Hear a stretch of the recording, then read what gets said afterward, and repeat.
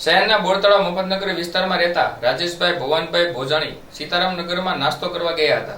તે દરમિયાન વિપુલ જાદવ અને સંજય રાઠોડ ત્યાં આવ્યા હતા અને તારો ભાઈ હિતેશ ક્યાં છે તેમ કહી રાજેશભાઈ ભોજાણીના માથાના ભાગે ધોકા વડે હુમલો કરી ઈજા પહોંચાડી હતી, જેને લઈને બોરતળાવ પોલીસ સ્ટેશનમાં ફરિયાદ નોંધાવવા પામી હતી। જે ફરિયાદના આધારે પોલીસે બંને શખ્સોને ઝડપી લઈ ધોરણસરની કાર્યવાહી હાથ ધરવામાં આવી હતી।